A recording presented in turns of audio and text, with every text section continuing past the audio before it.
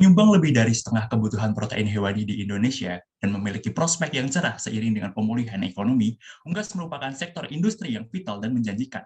Java, yang merupakan pemain dominan dalam industri agrikultur, berpeluang besar untuk menangkap pertumbuhan ini serta berperan penting dalam menjaga ketahanan pangan nasional. Kami, Gitarja, dari Universitas Gajah Mada, merekomendasikan beli saham Java dengan target harga 1.940 dengan upside sebesar 30,2%.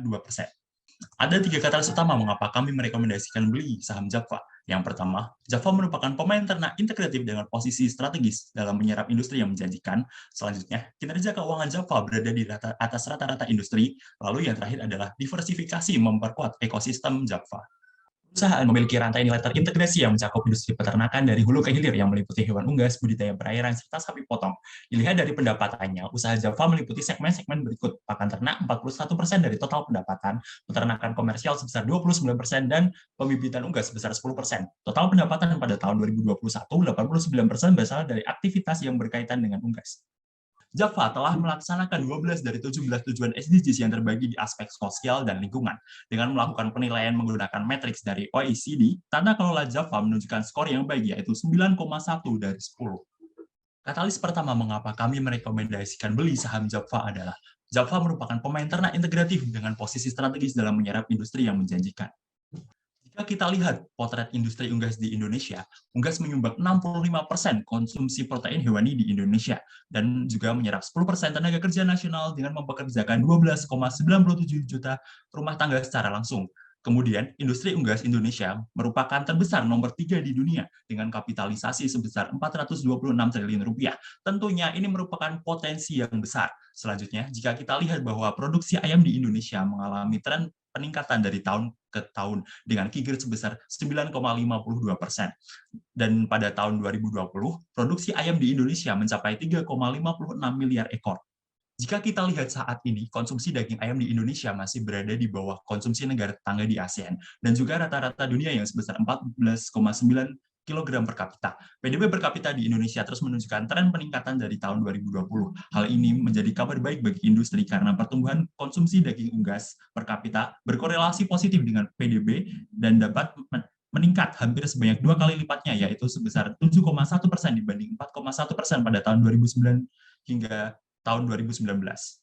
Adanya konsentrasi pemain terindustrialisasi dengan skala ekonomi dan teknologi yang maju, hambatan masuk menjadi sangat kecil, akan tetapi permintaan terhadap ayam terjangkau dan sensitivitas terhadap harga bagi konsumen menjadikannya industri yang kompetitif. Java merupakan pemain yang diperhitungkan karena merupakan pemain terbesar kedua jika dilihat dari pangsa pasar kapasitas produksi pakan ternak unggas dan DOC, di mana produksinya mencakup seperempat dari pasar. Walaupun bukan pemimpin pangsa pasar, perusahaan memiliki rantai nilai yang lebih holistik dan terdiversifikasi, serta rasio yang superior dari pemain sejenis. Perusahaan juga memiliki rantai bisnis yang tidak berfokus kepada satu hewan ternak sehingga resiko industri unggas bisa diminimalisir. Rantai bisnis perusahaan meliputi hewan budidaya air dan sapi potong yang memiliki potensi besar di Indonesia dan berkontribusi sebesar 11% dari total pendapatan. Integrasi vertikal dan skala bisnis Java yang jauh di atas rata-rata kompetitor menjadikan pemimpin industri yang kokoh dalam posisinya. Tesis investasi kedua kami adalah kinerja keuangan Java yang cukup baik dibandingkan rata-rata industri, ditambah dengan potensi kenaikan pendapatan dari sektor poultry serta diversifikasinya. Java merupakan second market leader yang memiliki gap cukup besar dari pesaing di bawahnya. Di sini dapat kita lihat bahwasannya kinerja pertumbuhan Java lebih baik daripada CPIN, sehingga pendapatan Java hampir mendekati pemimpin pasar. Secara profitabilitas, Java berada di atas rata-rata industrinya jika ditinjau dari segi return dan juga marginnya. Hal ini mencerminkan kemampuan superior perusahaan dalam mencetak labanya. Kemudian, rasio aktivitas perusahaan cenderung rata-rata jika dilihat dari turnover asetnya. Namun secara solvensi dan juga likuiditas, Java cukup baik karena memiliki debt to equity rasionya yang masih berada di bawah industri. Hal ini berarti perusahaan masih under leverage. Ditambah lagi dengan current rasionya yang baik, memberikan perusahaan ruang untuk mendukung pertumbuhan ekspansifnya. Kami memproyeksikan pertumbuhan pendapatan sebesar 8,1 CAGR untuk 5 tahun ke depan. Proyeksi ini kami dasari dengan pertumbuhan konsumsi daging ayam di Indonesia dan juga populasi manusia di Indonesia yang menjadi proksi utama kami dalam menentukan pendapatan Java. Selanjutnya, perusahaan bergantung kepada pasokan impor yang menyumbang 38% dari bahan baku pakan ternaknya. Namun, kenaikan harga bahan baku, fluktuasi harga produk ayam, dan pelemahan nilai rupiah tidak berimbas signifikan terhadap margin perusahaan. Alih-alih malah terdapat indikasi tren membaik yang mencerminkan efisiensi perusahaan. Perusahaan mencanangkan capex sebesar 1,92 triliun setelah pengeluaran yang konservatif pada 2 tahun sebelumnya. Sebenarnya arus kas operasi juga turun secara signifikan pada tahun 2021, sehingga perusahaan perlu bergantung kepada kucuran dana lain yang tercermin pada peningkatan CFF terkait penambahan utangnya. Bagaimanapun juga, perusahaan jauh dari resiko likuiditas karena current ratio-nya selalu bernilai di atas 1 dan jauh dari resiko insolven berdasarkan analisis Altman. Tesis investasi kami yang ketiga adalah diversifikasi yang dilakukan Java dapat menunjang kinerja keuangan yang lebih baik lagi.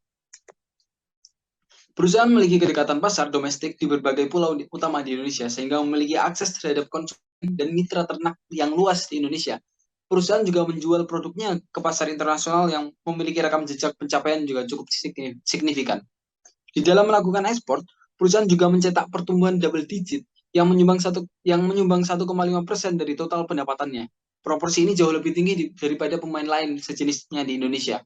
Segmen penjualan sapi dan produk olahan memiliki banyak katalis positif yang bisa dimanfaatkan, seperti kekurangan suplai yang terjadi di Indonesia dengan adanya kenaikan konsumsi daging sapi per kapita yang naik double digit setiap tahunnya. Selain itu, pasar frozen food juga mengalami pertumbuhan yang baik karena menjadi preferensi kalangan muda yang notabene merupakan 28% dari populasi di Indonesia. Hal ini menjadi kabar baik bagi unit bisnis perusahaan di segmen ini. Diversifikasi ke segmen aquaculture merupakan hal yang sangat menguntungkan. Hal ini tercermin pada data konsumsi yang naik 8,49% setiap tahunnya. Sedangkan pada sisi produksi, KKPRI menargetkan pertumbuhan produksi pada tahun 2024 yang menciptakan pasar baru sekitar 54 triliun.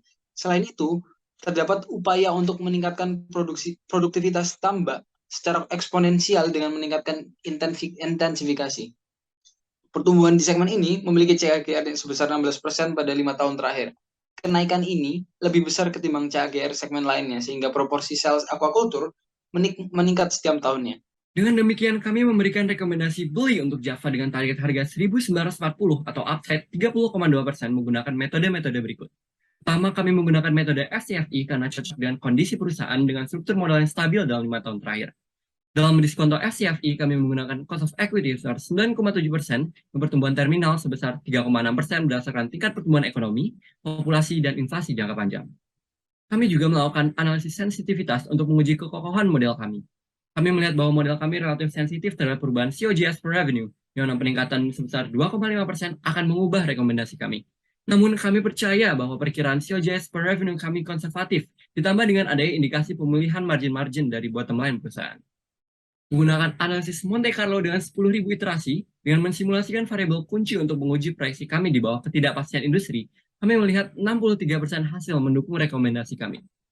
Kami juga melakukan analisis skenario bull and bear. Dalam kasus bull kami menetapkan harga Rp2.006, peningkatan 35,6%, di mana konsumsi ayam meningkat beriringan dengan pemulihan ekonomi serta pengelolaan margin yang baik.